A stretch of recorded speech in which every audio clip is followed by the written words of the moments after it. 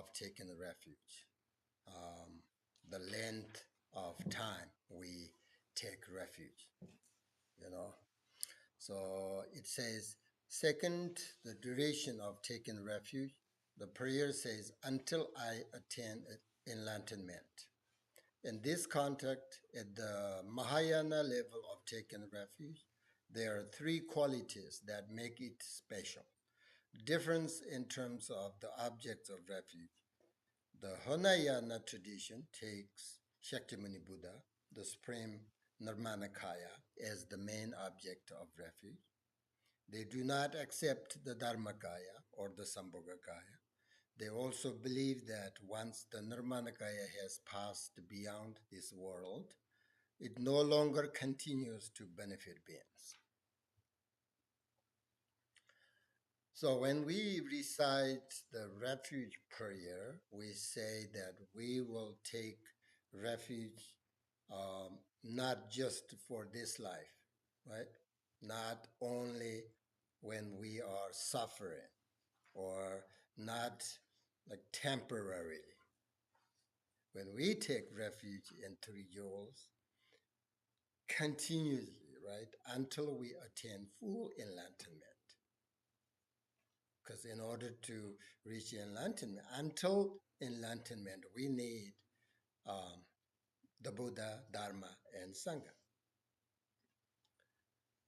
So this is the Mahayana perspective. Refuge lasts for as long as samsara, this world, remains. There is no end to compassion.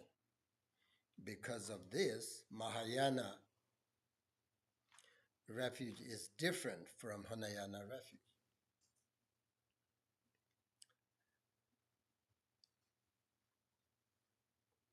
So today, according to this teaching, there are three qualities that make a Mahayana refuge special.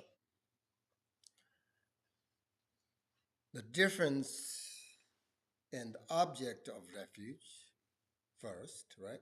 Second, the difference in the duration of the refuge.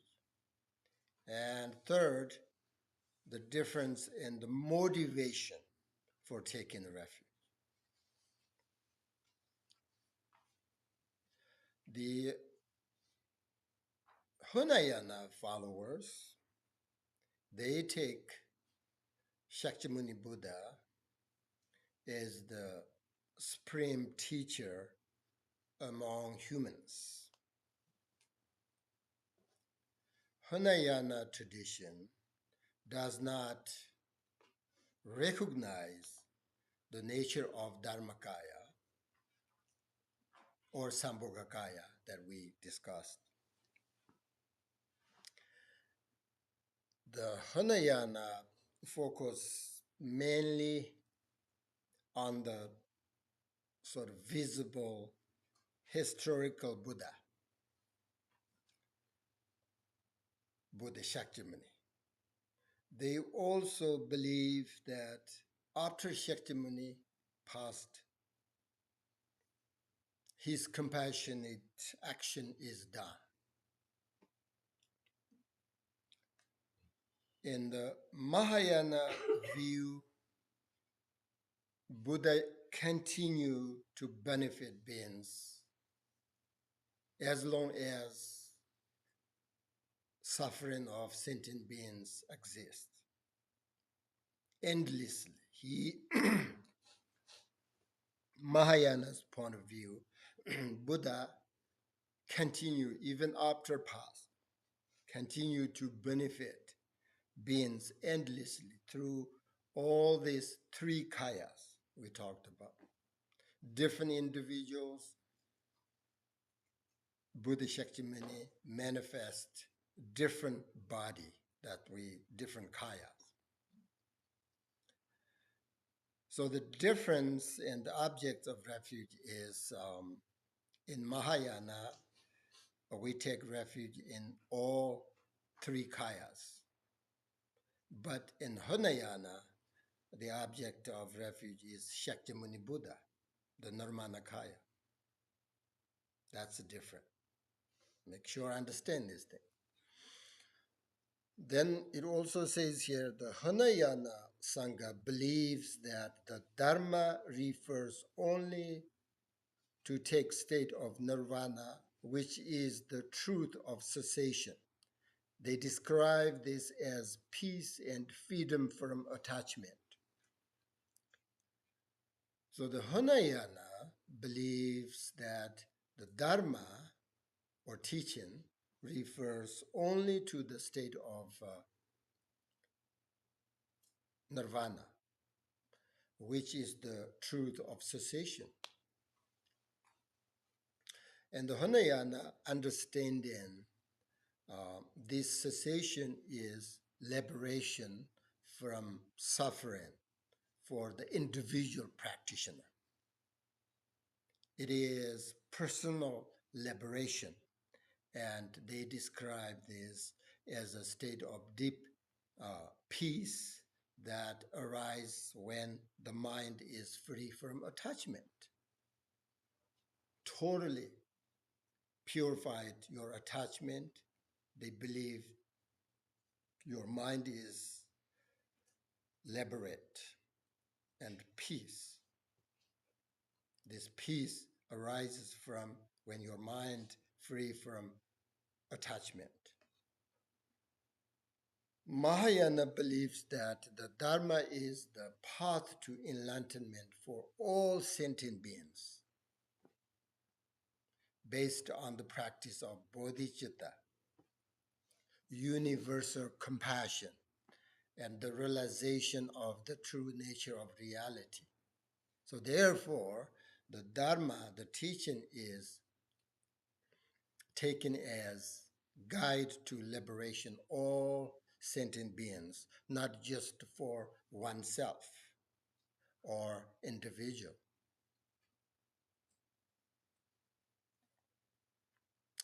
Hinayana, it's seen as limitless and continuously benefiting all sentient beings.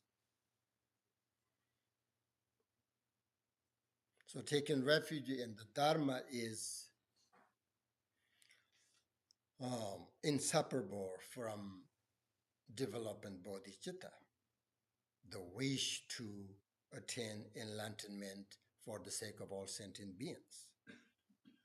Mahayana, right? The Dharma also includes all three kayas in Mahayana's point of view. So in short, taking refuge in Mahayana Dharma means following the teachings of all Buddhas and cultivating wisdom and bodhicitta to benefit in all sentient beings.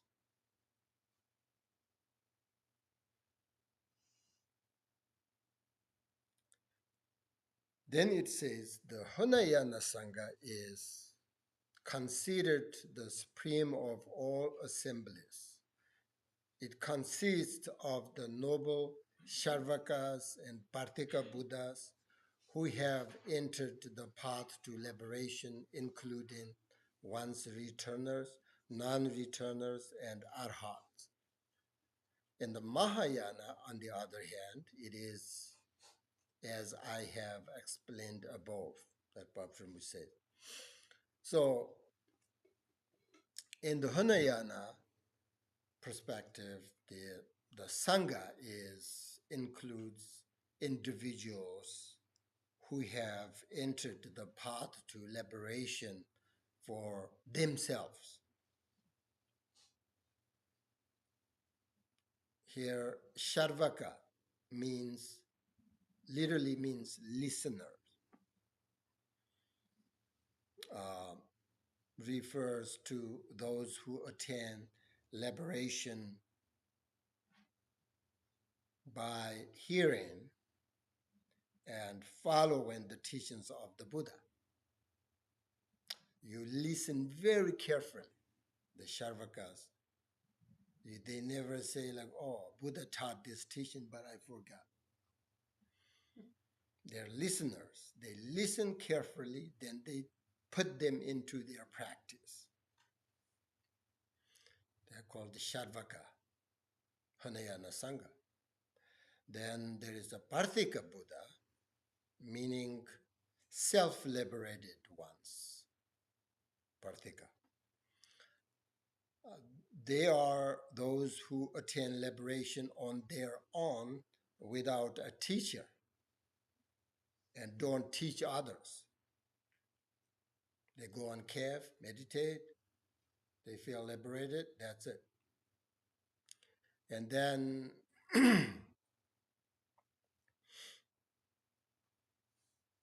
here also talks about the stages of the path in Hinayana, apart from which the four stages of the path in Hinayana traditions are entered the path and will continue to practice diligently. Once returners means, it says in Tibetan, Shiro means come back, one time, come back into samsara. Once returners means they will be reborn in the human realm only one more time before attain liberation, their liberation. Then there is non-returners, and the last they have arhats, complete the remaining stage of the path to full their liberation. Arhats is different than Mahayana liberation, even though Hinayana they call this liberation. So these are the four stages of the path in the Hinayana tradition.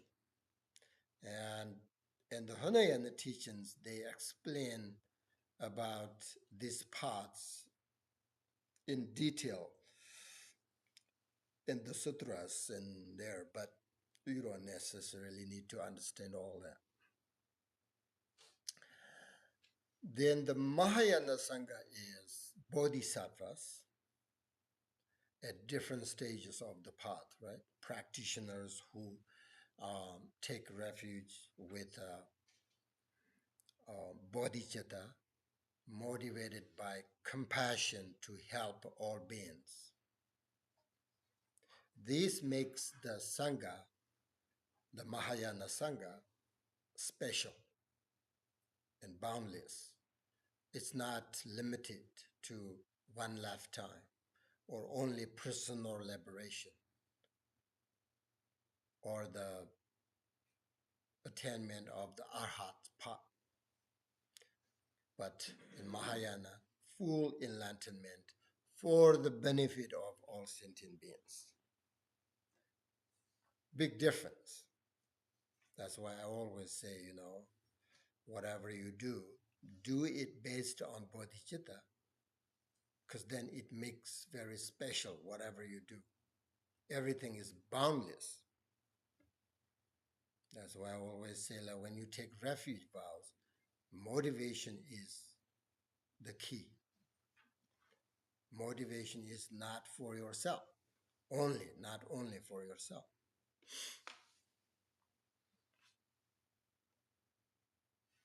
Now, the next, it says the duration, right?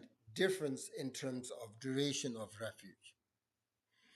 The followers of the Hinayana take refuge temporarily for as long as they are alive, and ultimately only until they attain their own personal liberation. Difference in terms of motivation of refuge. The followers of the Hinayana take refuge with an attitude of renunciation, wishing to be free from all the suffering of samsara for themselves alone. The followers of Mahayana take refuge with the Bodhicitta, wishing that all sentient beings may attain Buddhahood. So Hinayana practitioners take refuge for the purpose of achieving their own liberation from suffering of samsara. Once they reach this goal, the personal liberation, they call arhat, becoming an arhat. They are considered to have completed their spiritual path. So therefore, their refuge is considered as a temporary, lasting only during this lifetime and until they sort of personally attain liberation. Some people like that. So they practice Hinayana. Makes sense. And after achieving liberation, they no longer need refuge because their goal has been achieved. Hinayana, right? And Mahayana practitioners take refuge not only for themselves, but with the intention to benefit others endlessly. Therefore, Mahayana continue to take refuge as long as any being, anywhere, still suffer. So their goal, Mahayana, their goal is to achieve Buddhahood for the sake of all sentient beings, not for myself. I am doing this for you. I'm taking refuge basically for you. I want to develop my capacity through practice Buddhism, take refuge in three jewels for you. I can help you once I develop my capacity. On the other, Mahayana, the Hinayanas, I'm taking refuge for myself. I don't want suffering. I can't help you, but I can help myself.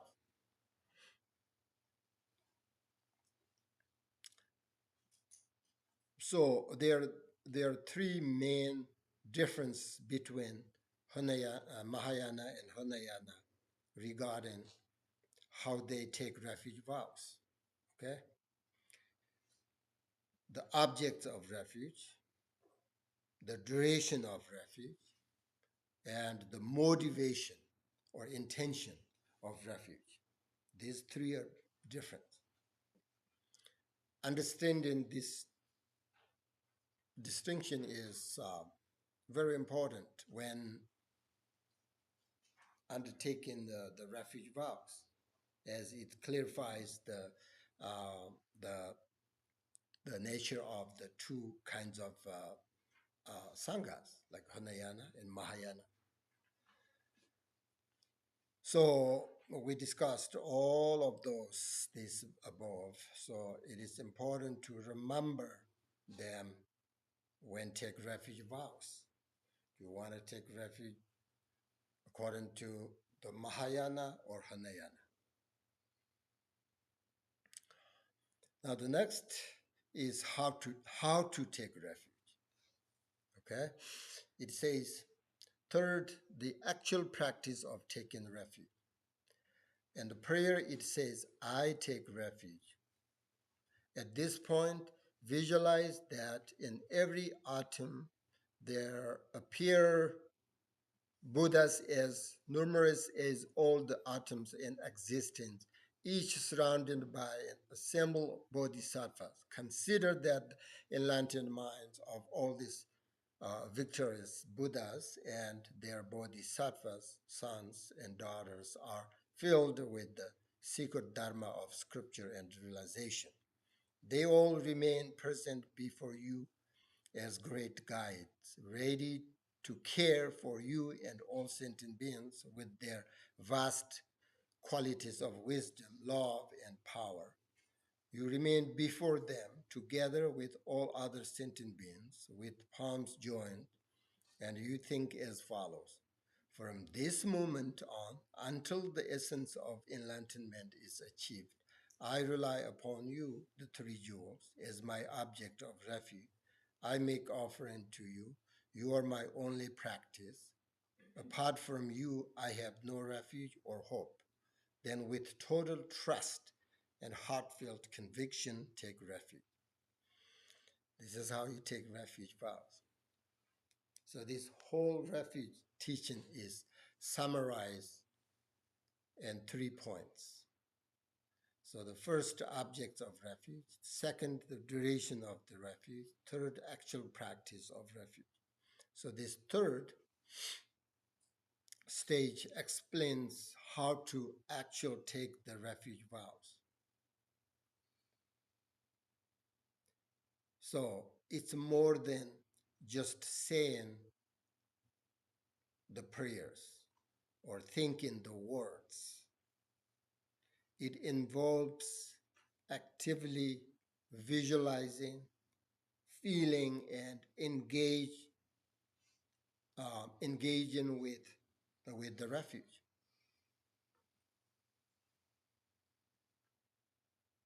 So when you take the vows, the commitment, according to this teaching, Bapta Rinpoche, you should think like this. It says, here, when you take refuge vows, you imagine the whole universe is full of Buddhas and Bodhisattvas. Because awakened wisdom is not limited according to Mahayana beliefs. And it presents everywhere. Wherever there is awakening, there is love and sport. So, refuge is trusting that awakening is real and possible. So you visualize them right in front of you, full of wisdom, genuine love, great power, and fully aware of you, and they really ready to help. So this visualization develops trust, openness, and connection.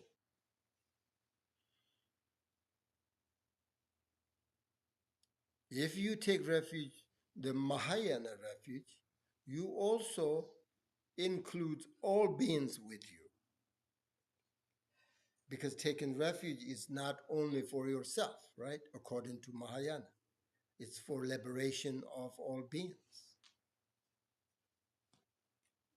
So when you take refuge vows, you visualize all the Buddhas, Bodhisattvas, great human beings in front of you, not just you, surrounded all these sentient beings who are suffering, who need help, who need guides, who are ignorant. Also, they're taking refuge. You can do that. That makes your mind more open. Then here says Bhakti, you place your palms joint at your heart because this gesture express respect, devotion, and the purity of your intention.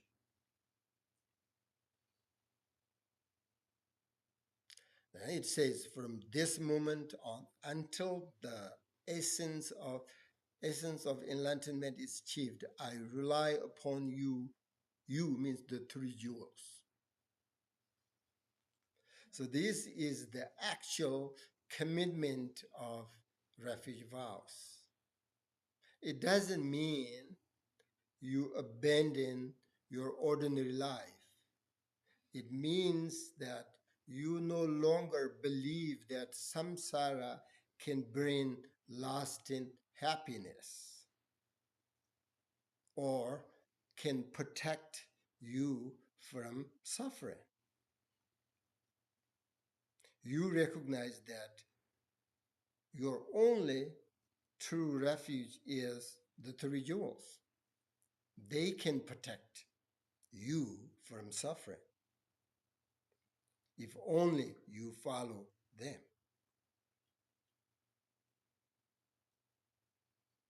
This is where genuine confidence, faith, trust begin to arise. There are two kind of, you take refuge. There are inner three jewels, outer three jewels.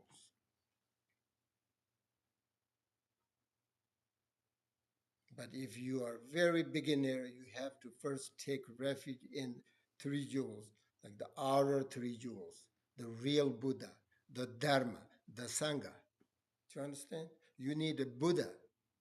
We are ignorance. We don't know all these things. We don't know our nature mind. What is mind? What is consciousness? That's why we need a Dharma, because Dharma explains everything.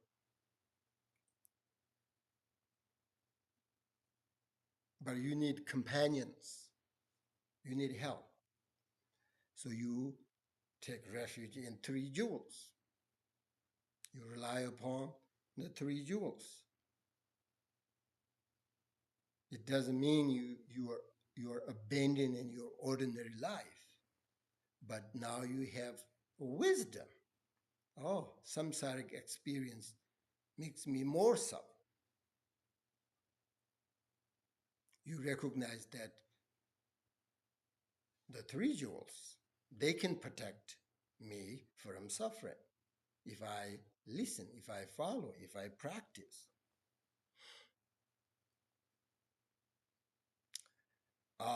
Then it says, you are our only practice.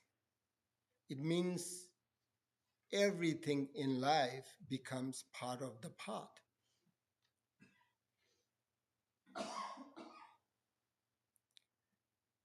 Refuge means turn your heart toward wisdom, compassion, and devotion. At this point, you recognize that ego, selfishness, anger, desire, and temporary pleasures have never but lasting happiness. Therefore, basically, you choose another path. You choose this path that brings lasting happiness and freedom. So now your visualization, the refuge prayers and accumulations,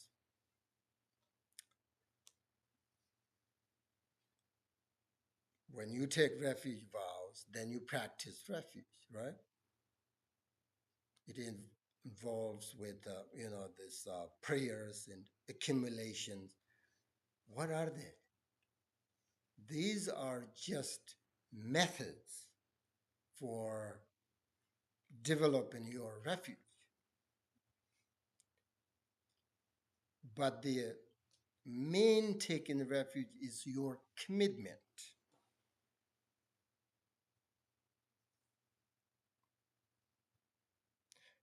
Your commitment is from now on until I reach enlightenment, I place all my trust and my faith in you, the three jewels, right? If you have this kind of faith and commitment, then you have genuine refuge vows. This is refuge. If you don't have this kind of commitment, you don't have genuine refuge vows. It's same thing when you take the nuns' vows, monks' vows. When you take the vows, you genuine vow, you have to have genuine renunciation.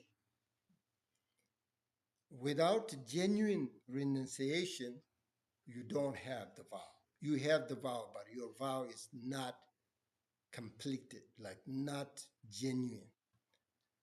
Okay, that means then I don't have renunciation mind when I took refuge vows. So that means I don't have refuge vows? No. So you have to, uh, no, it doesn't say that when you take refuge vows, it doesn't say you have to have renunciation mind. I'm talking about the monks and nuns vows. But when you take refuge vows, you have to have a genuine faith, right? Genuine faith and trust in three jewels. If you don't have that, that means you don't have genuine refuge vows. So that means, oh, that time I didn't have the genuine faith and trust, but now I do. So that means, do I need to retake refuge vows? No, you don't. So when you take refuge vows, then you study the Dharma teachings, you understand what it means, how you take it, then you not just intellectual alone, but then you develop your trust, right? Your trust.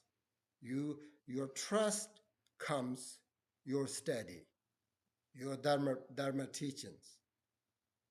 Oh, that makes sense. Through Dharma teachings, you will see, oh, Buddha Shakyamuni is special.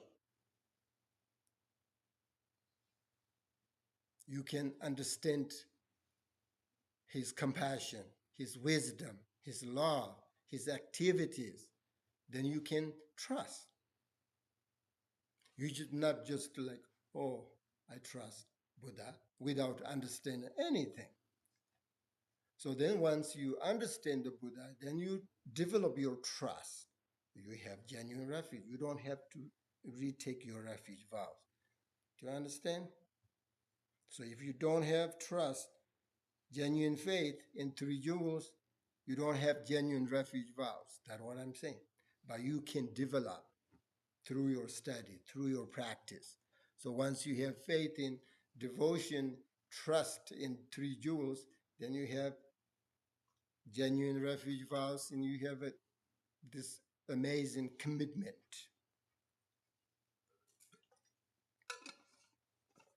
This commitment uh, helps you keep going.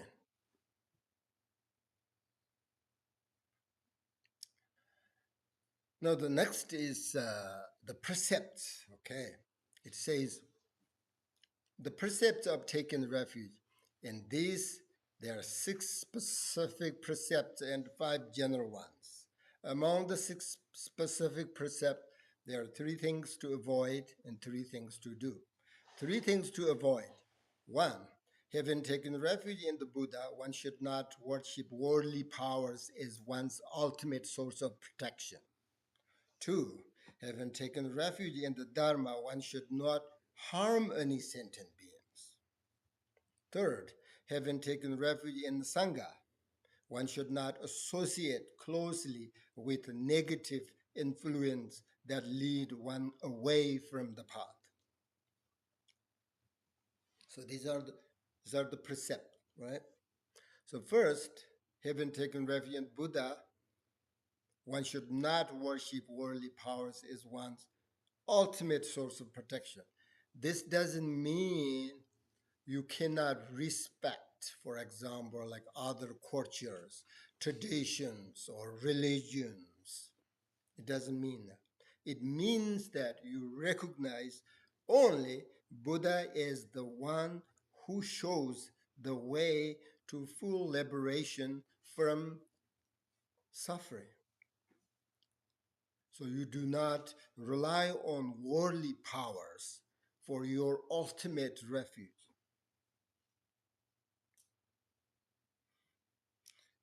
It says, having taken refuge in the Dharma, one should not harm any sentient being. The Dharma is the teaching of non-harming, compassion, and wisdom. Dharma means not paper on the reading all these words. That's not Dharma. Dharma means compassion, wisdom.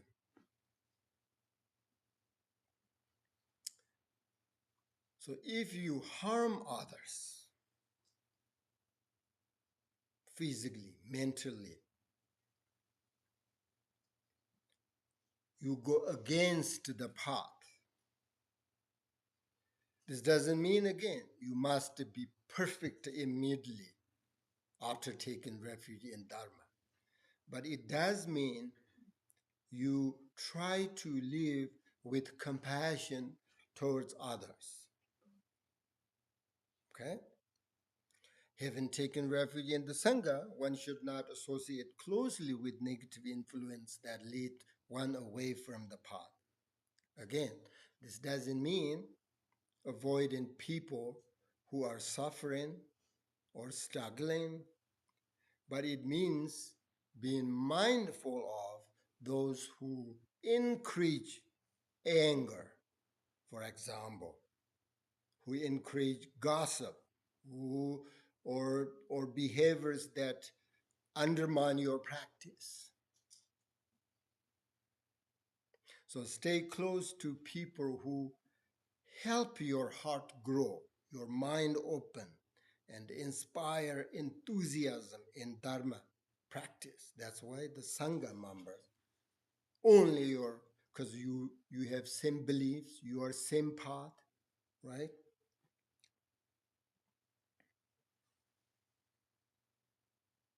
So when you take refuge in the Sangha, you are careful about the company you keep.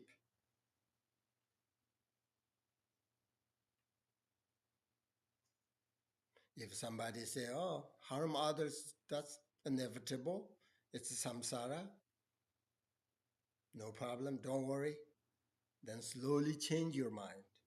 Then you harm others. You don't have dharma, refuge, vow. So these are the precepts, okay? And then next it says three things to do. So three things avoid, three things to do, right? So three things to do. One, practice according to the words of the Buddha without forgetting them. Cultivate faith in devotion and show respect even to broken pieces of statues and image of the Buddha. Second, engage wholeheartedly in studying, reflecting, and meditating on the sacred Dharma. That's to do, right? Things to do when you take refuge in Dharma. And show respect even for torn or damaged sculptures that represent the Dharma. Third, if you take in refuge in the Sangha, you need to do is respect the Sangha who are followers of the Buddha, associate with virtuous friends, and treat even small pieces of yellow cloth as objects worthy of reverence. Tibetans, when you become a monk or a nun, so you wear either red or yellow colors, right? So when you see like yellow or red colors, it reminds you, oh, Sangha community. So you have to respect. That's what it means. Okay, those are easy. I don't have to explain, right? The next it says the five general precepts. One, never abandon the three jewels, even at the cost of life. Two, follow the path. Do not rely on other methods, even in important matters. Three, maintain your daily practice without interruption. Four, encourage yourself and others to take refuge. Five, pay homage to the Buddha wherever you go. Okay, these are five general precepts when you take refuge. So the first precept here emphasizes that nothing in the world is more important than your refuge. Even in difficult sort of situations um, you should keep in maintaining faith and loyalty to the path, making choices in daily life that reflect your commitment to the path, even when it's challenging. Then the second precept is saying that you should not rely on any other methods that contradict the teachings of the path. The third precept emphasizes that um, consistency is essential in spiritual life. Even short daily practice is better than a long practice done irregularly. So every day, daily, daily practice keeps the mind open, mind trained and connected in refuge. So if you don't practice today, tomorrow, this week, then you practice next week, that's not better than even if you practice every day for 5 minutes, because then you are connecting every day your practice and the three jewels. Um, that is the third, right? Third precept. Yes. Then the fourth precept is you should practice your refuge sincerely and share the teachings, I would say gently with friends or family if they are interested. If they're not interested, don't share.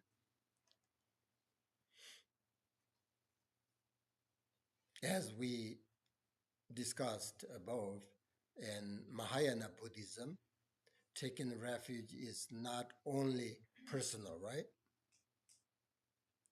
It's also about helping others um, recognize the path of awakening, liberation. So therefore, it's important to help others if there is opportunity. You don't force, hey, take refuge vows. You have to take refuge. No. If they're interested, you have to share your experience, your knowledge, your compassion, if there is opportunity. Mm. Then the last precept is, it says, showing respect and mindful in everyday life. Not only during your former practice, but pay sort of respect and make even small offering when you see the statue of Buddha or when you are passing a Buddha statue or when you see the image of Buddha, you respect, you pay respect.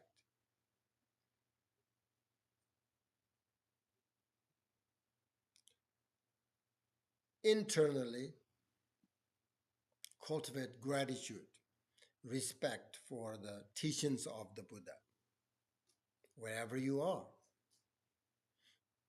you never forget.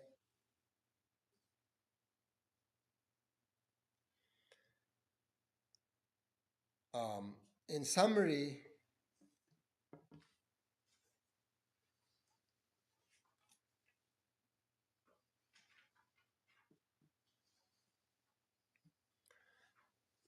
is this: hold the three jewels as the center of your life.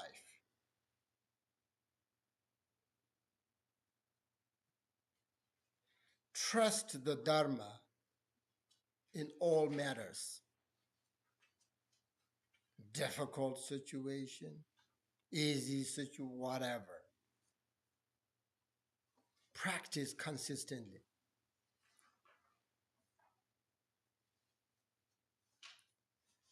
Encourage yourself and others. I'm sure once you understand the teachings of Buddha, Dharma, then nobody take that knowledge away from you. I know that. I heard that. That happened to Tibetans, the Chinese Revolution. You can kill them, no problem. But you cannot take their faith and devotion, trust away, no matter. It's inside. Only you can have it. So that kind of refuge, that kind of like commitment.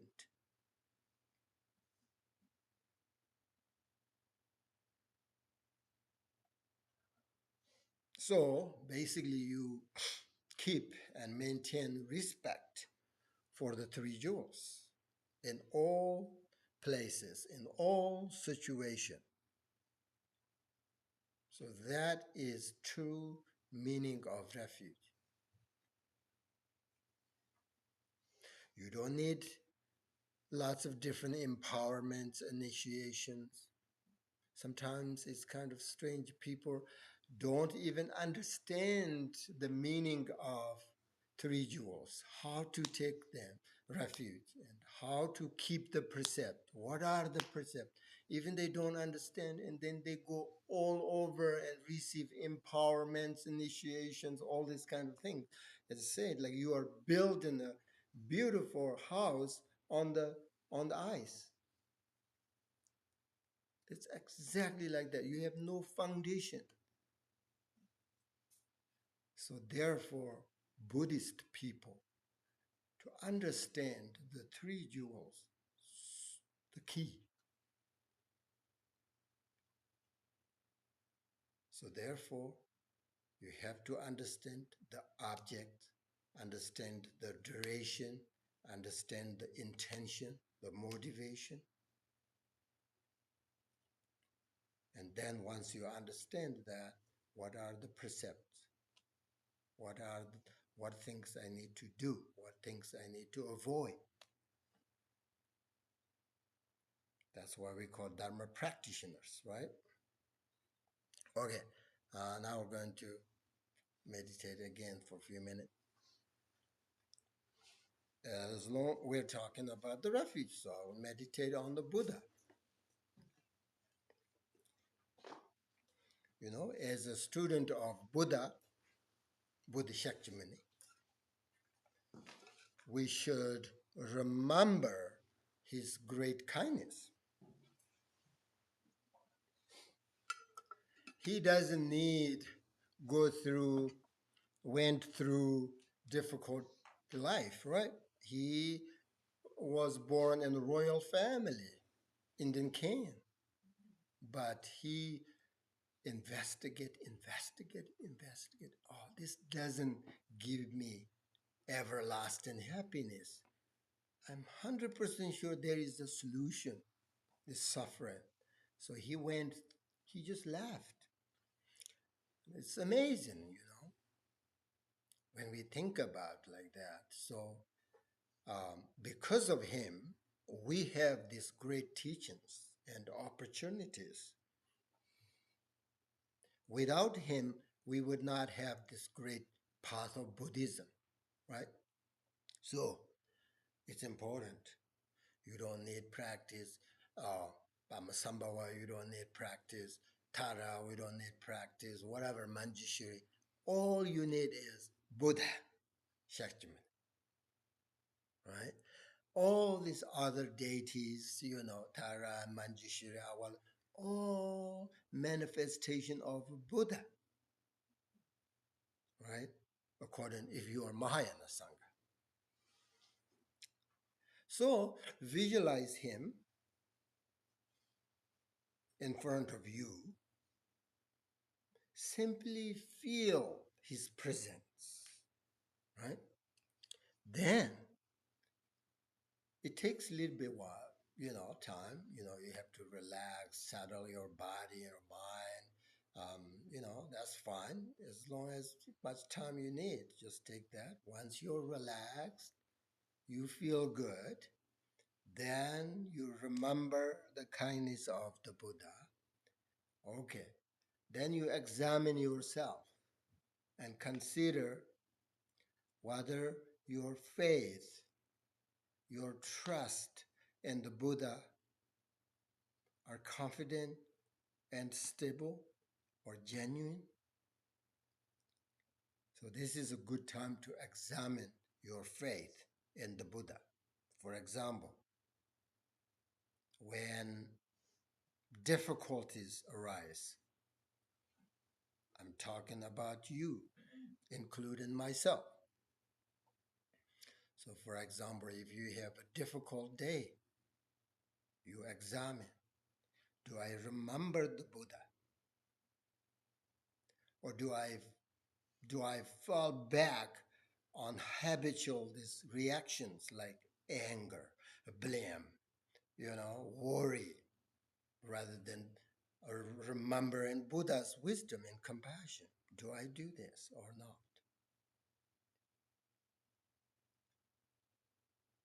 Do I remember the Buddha's teachings in hard times? As I said, you are learning about Buddhism is about your life.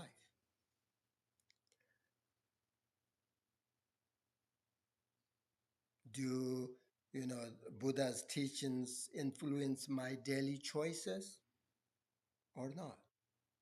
Do I try to act with kindness and patience because I trust the Buddha's path? If the teachings inspire you but do not sort of affect how you live, then your faith is still mostly intellectual. If your faith disappears the moment life becomes difficult, then your faith is still unstable. With unstable faith, there is no real blessing. So when you reflect on the Buddha, do you feel something is special? Do you feel inspiration? So when you think of the Buddha's life and his qualities, do you feel respect or devotion? If if the Buddha feels very distant or irrelevant, then your faith may not yet be fully alive. True faith grows through experience. So, do I see even small changes in my mind? Meaning less anger, more clarity, or more compassion? As a Dharma practitioner, you have to investigate yourself, not investigate others. If you do you think like, if I had no teacher, no even community, would I still trust the Buddhist path? Because teachers and communities inspires your practice, right? Usually people, there's no teachers, there's no teaching, there's no community, then slowly lose your um, practice and all this inspirations. But if you feel, oh, it doesn't matter, there's a teacher or not, this is my path, this is my life.